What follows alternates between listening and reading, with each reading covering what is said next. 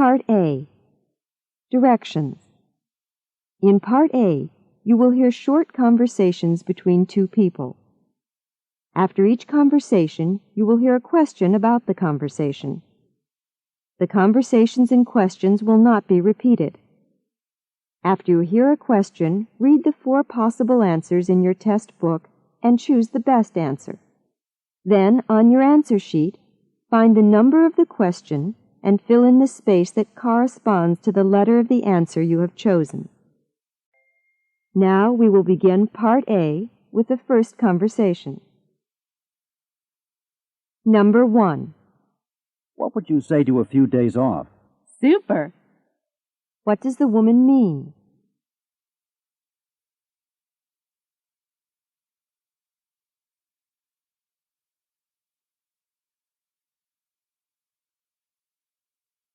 Number 2. This food sure is spicy. No kidding. What does the woman mean?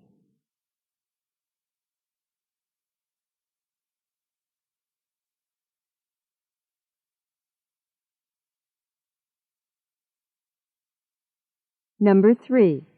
Wasn't that a great movie? I've seen better. What does the man mean?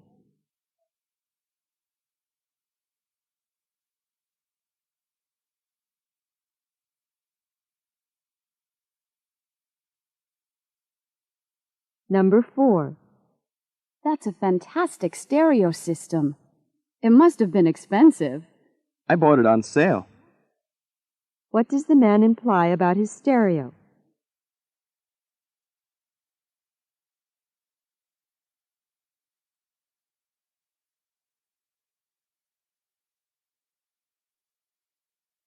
Number 5. You look different. Did you change your hair? Yes, I had it cut last week. What does the woman mean?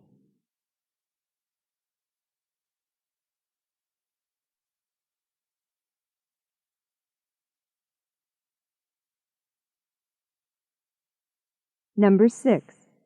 Could you please bring me a bowl of soup and a salad? Right away. What does the man mean?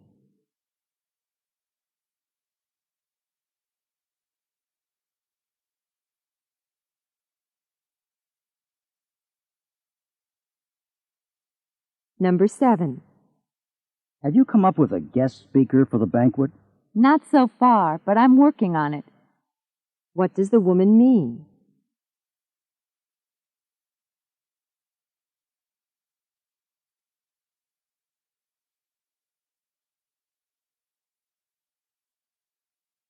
Number 8. Someone's here to see you. What? What does the woman want to know?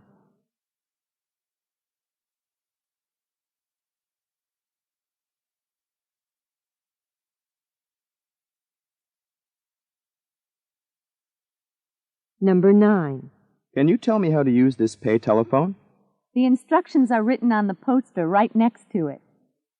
What will the man probably do next?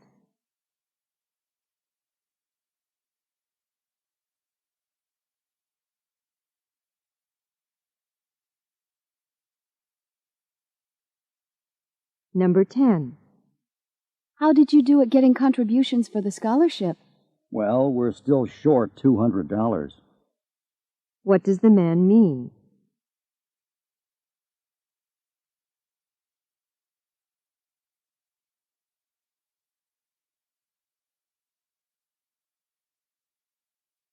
Number 11. Are you going to be able to come with us to the game? I'm afraid not. I have to work late. What does the man mean?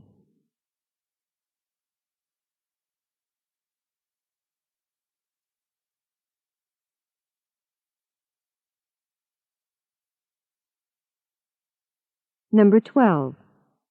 Sam, are you the one who picked up the picnic table for us? No, I got Tony to do it.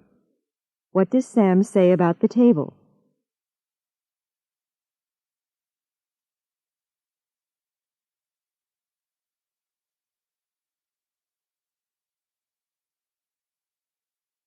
Number 13. When are you going to move into the dorm, Randy? I'm not sure. I'd like to be able to wait until after summer vacation. What does Randy mean?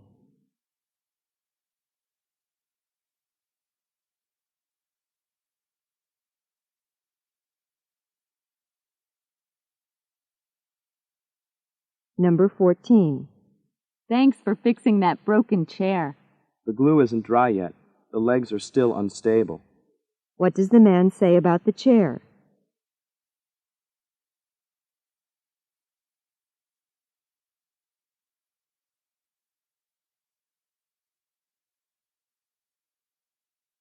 Number 15. This assignment is too much. I'll never get it done. No need to panic. Just take it one step at a time. What does the woman think the man should do?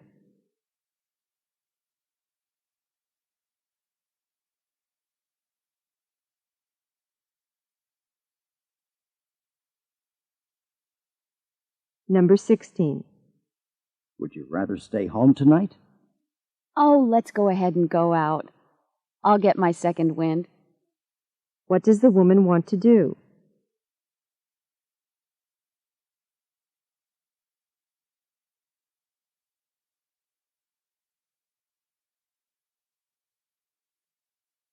Number 17. I can't figure out how to turn off the coffee machine. Did you check the instructions? They're printed on the back. What does the woman think the man should do?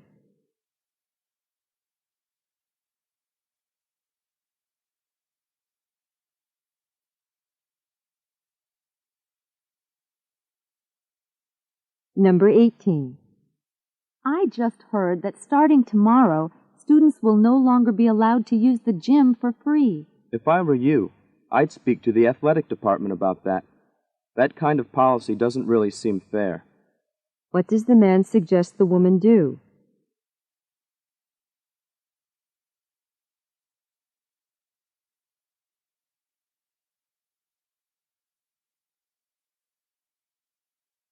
Number 19. Those new drapes are gorgeous. Thanks. They're practical, too. My heating bill has gone way down since I put them in. What does the man mean?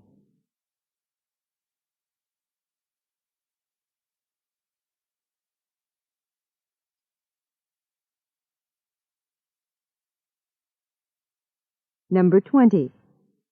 John sure seems happy with his new bicycle. He really got a good deal on it at the bike sale. What does the man mean?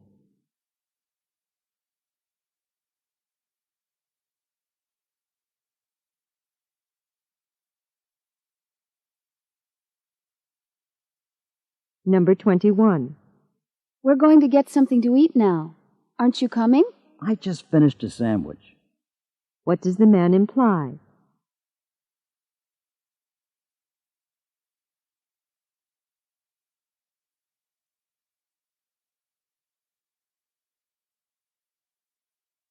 Number 22.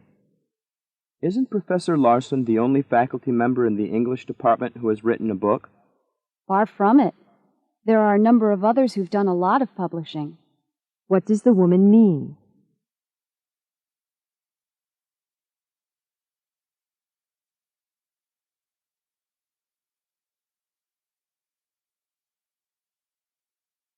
Number 23.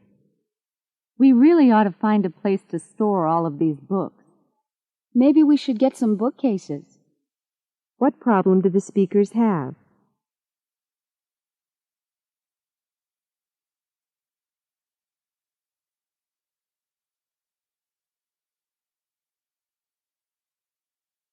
Number 24. I guess I'm going to have to take George to the airport. Why don't you get someone else to do it? What does the woman suggest the man do?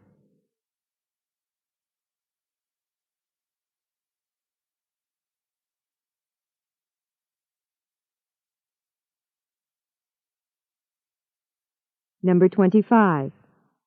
I hear you're going to take the 6-week French immersion class this summer. Did you get a grant to help pay for it? Are you kidding? I have to pay for all of my own tuition, not to mention my room and board. What does the man say about the immersion class?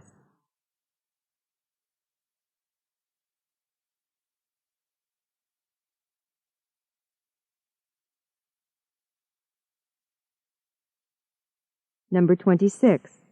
I don't like the looks of those clouds. I wouldn't worry about them. If it starts to rain, we'll just move our picnic indoors. What does the woman mean?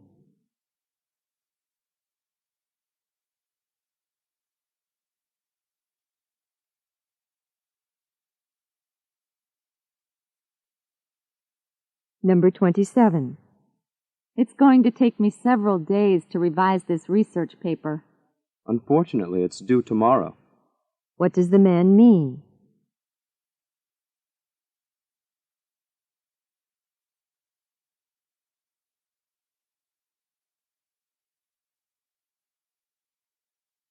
Number 28. Listen to this. The Student Association is going to nominate you for class president. Oh, no. Are you kidding? What does the man mean?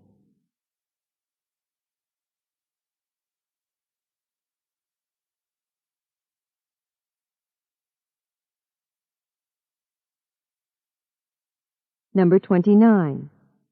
Paul didn't show up at the meeting today. I know. What I want to know is if he finished that report he promised. What does the woman mean?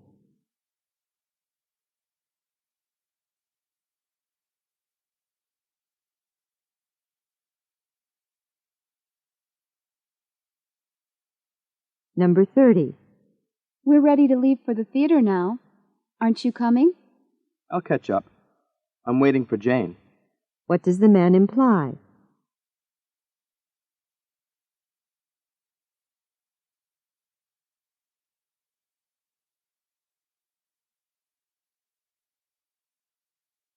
This is the end of Part A. Go on to Part B.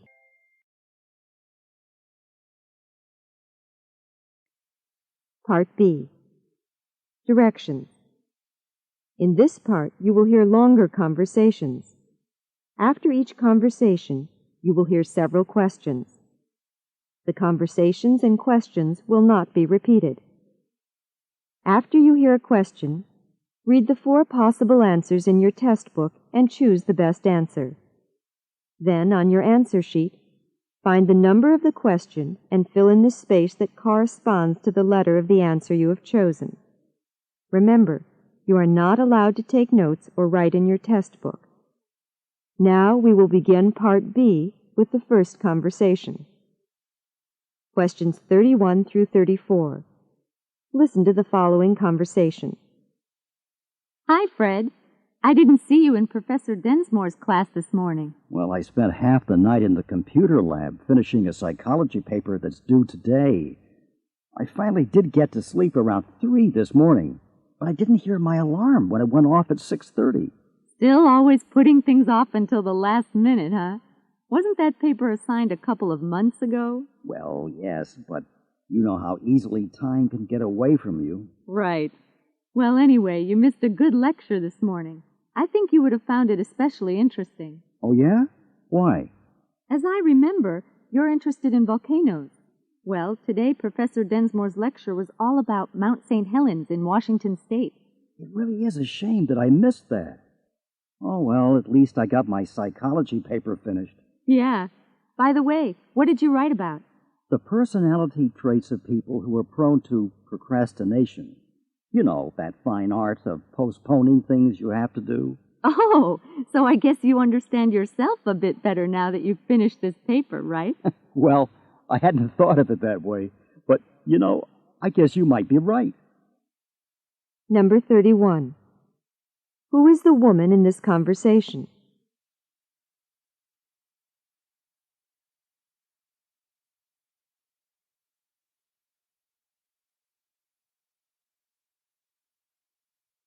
Number 32. Why didn't Fred go to his morning class?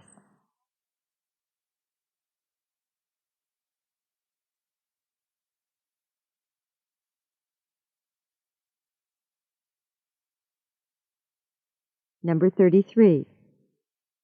What was Fred doing last night?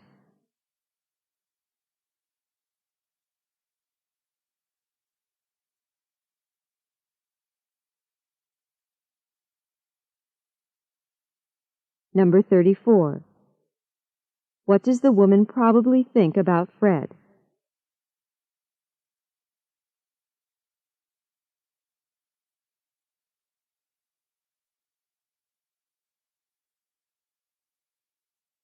Questions 35 through 38. Listen to a conversation about sports. Sam, where are you going with all that climbing gear? To the mountains? That's what most people think. But actually, I'm involved in an up-and-coming new sport, tree climbing. Really? I know that kids climb trees and people climb trees as part of their jobs, but a new sport?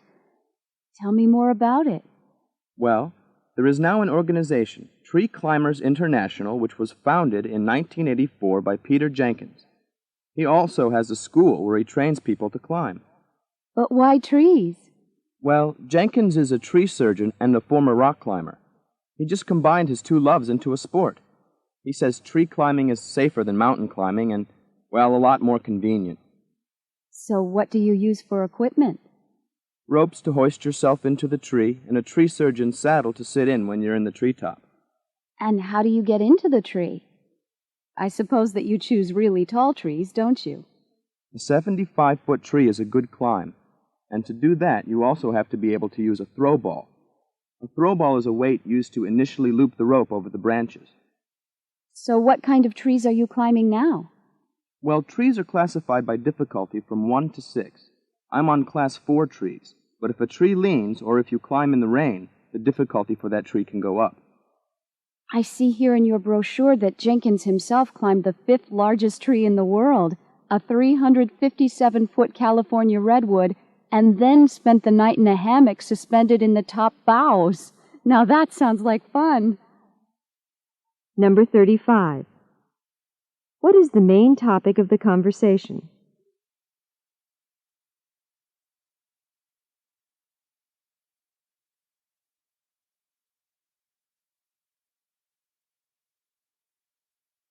Number 36. Why did Peter Jenkins begin the sport of tree climbing?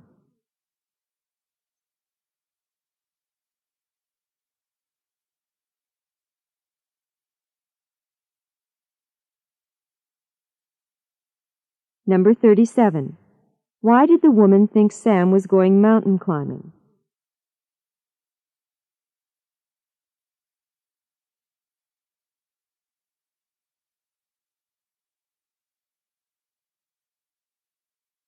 Number 38. What impressed the woman most about Peter Jenkins' latest climb?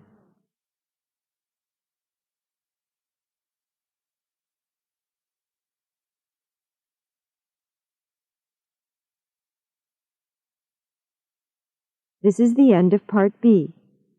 Go on to Part C.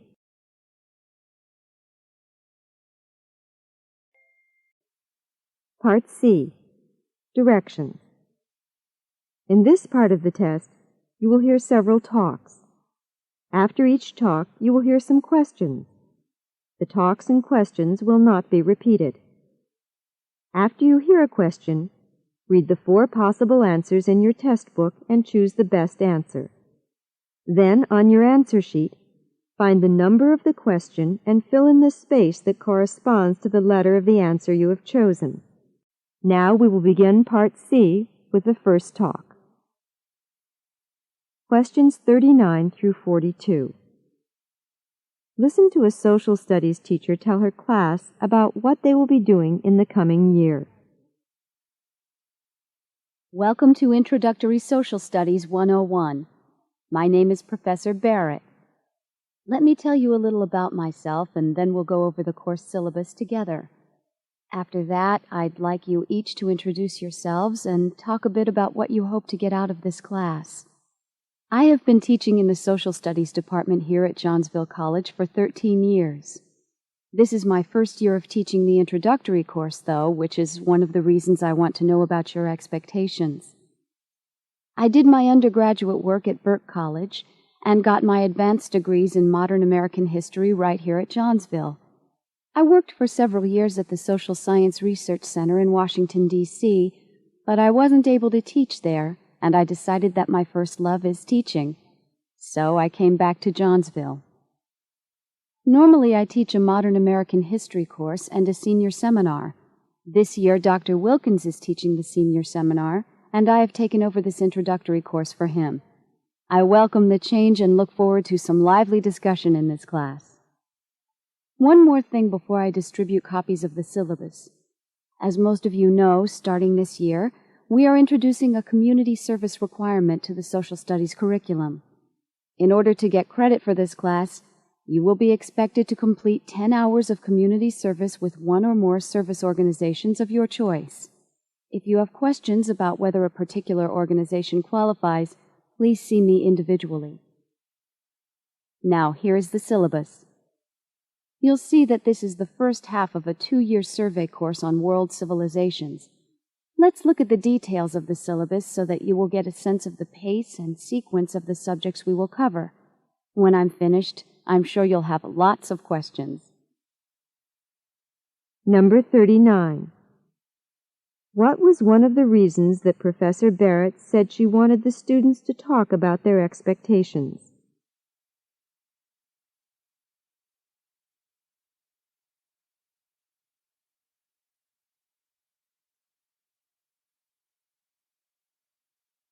Number 40. Why did Professor Barrett decide to leave the Social Science Research Center and return to Johnsville?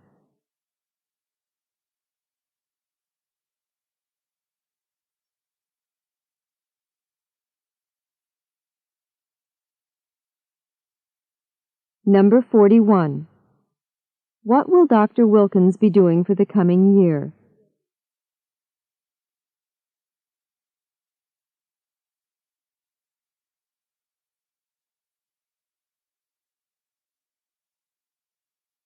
Number 42.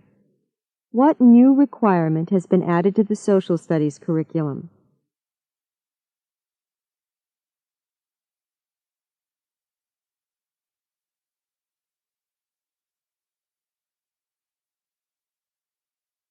Questions 43 through 46. Listen to a radio talk about robins. The American robin, a member of the thrush family of birds, can be found throughout most of North America. It is commonly seen on neighborhood lawns, where it runs to and fro looking for juicy worms and tasty insects. In the fall, many robins migrate from the north to spend the winter in the warmer climate of southern states. However, not all robins migrate that far or that direction. Some birds migrate east or west rather than from north to south. In the spring, males arrive back in the north before the females to select nesting territories. Once the females arrive and a male has successfully acquired a mate, construction of the nest begins. Robins' nests are neatly molded cavities of mud and sticks, which are lined with soft grass and down from the breast of the female. Robins' nests can be found in a variety of locations, including trees, window ledges, and even on the tops of outdoor lamps. The female lays between 4 and 6 bluish-green eggs. Once laid, the eggs need to incubate for 12 to 15 days before they hatch. While the female does most of the incubating, sitting on the eggs day and night to keep them warm, the male does relieve her from time to time so that she can eat. It is common for a pair of robins to produce 2 sets of eggs in one summer session. Number 43. What does the robin eat?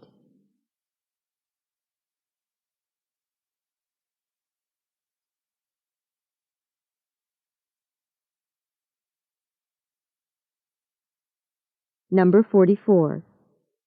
Why do many robins fly south in the winter?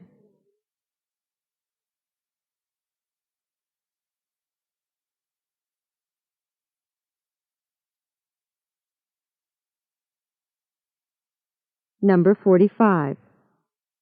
Why does the male robin arrive back in the north before the female does?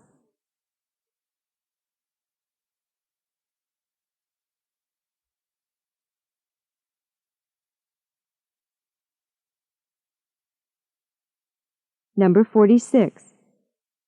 Why does the male robin relieve the female during incubation?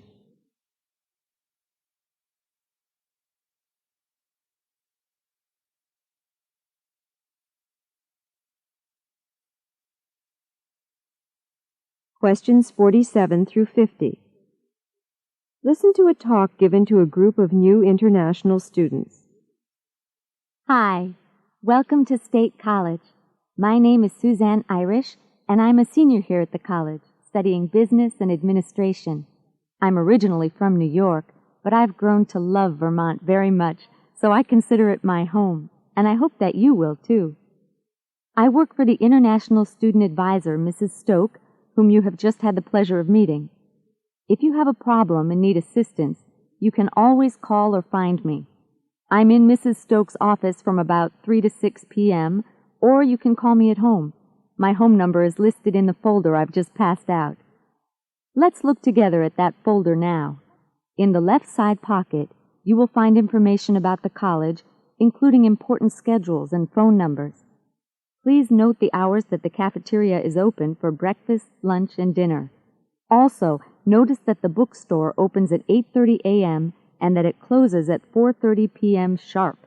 A piece of advice, the hours never change, so don't plan on going to the bookstore after 4:30. Also, included in this side of your folder are descriptions and schedules for the classes you'll be taking. Another piece of advice, try to be on time to class. You might want to set your watch ahead by 10 minutes if you're the type of person that always runs late. On the right-hand side of the folder, I have placed tourist pamphlets on Vermont for you to read or save for your parents when they come to visit you. I especially recommend the Blue Map of Vermont and the Seasonal Guide because they both give information on a wide range of restaurants, museums, and attractions in Vermont. If you would like to discuss any of the attractions with me, I'm always available. Oh, we've run out of time. We should get ready to go on our campus tour. Number 47. Who is Suzanne Irish?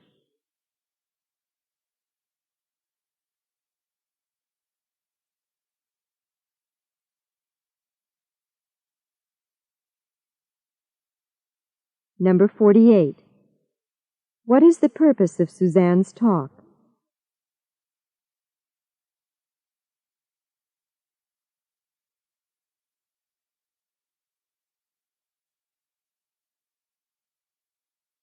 Number 49. What two pieces of advice does Suzanne give the students?